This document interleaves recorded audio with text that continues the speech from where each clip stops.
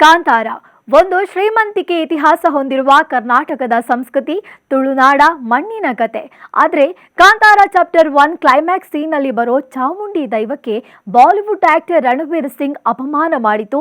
ತುಳುನಾಡಿಗರನ್ನ ಕೆರಳಿಸಿದ್ದಾರೆ. ಗೋವಾದಲ್ಲಿ ನಡೆದ ಅಂತಾರಾಷ್ಟ್ರೀಯ ಫಿಲ್ಮ್ ಫೆಸ್ಟಿವಲ್ನಲ್ಲಿ ಕಾಂತಾರದ ಕ್ಲೈಮ್ಯಾಕ್ಸ್ ಸೀನ್ನಲ್ಲಿ ಬರೋ ಚಾಮುಂಡಿ ದೈವವನ್ನ ರಣವೀರ್ ಸಿಂಗ್ ದೆವ್ವಕ್ಕೆ ಹೋಲಿಸಿದ್ದಾರೆ. ಫಿಮೇಲ್ ಗೋಸ್ಟ್ ಅಂತೇಳಿ ಚಾಮುಂಡಿ ತಾಯಿಯ ಆವಾಹನೆಯನ್ನ ಸ್ಟೇಜ್ ಮೇಲೆಯೇ ವಿಚಿತ್ರವಾಗಿ ಅಣುಕಿಸಿಬಿಟ್ಟಿದ್ದಾರೆ. ಇಲ್ಲಿ ಇನ್ನೊಂದು ವಿಷಯ ಗಮನಿಸಲೇಬೇಕು. ರಣವೀರ್ ಸಿಂಗ್ ವೇದಿಕೆ ಏರೋದಕ್ಕೂ ಮುನ್ನ ನಟ ರಿಷಬ್ ಶೆಟ್ಟಿ ಮುಂದೆಯೇ ವಿಚಿತ್ರವಾಗಿ ವರ್ತಿಸ್ತಾರೆ.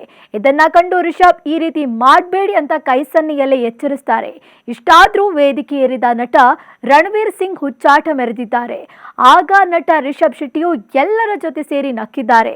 ಇದು ತುಳುನಾಡಿಗರನ್ನ ದೈವಾರಾಧಕರನ್ನ ಕೆರಳಿಸಿದೆ.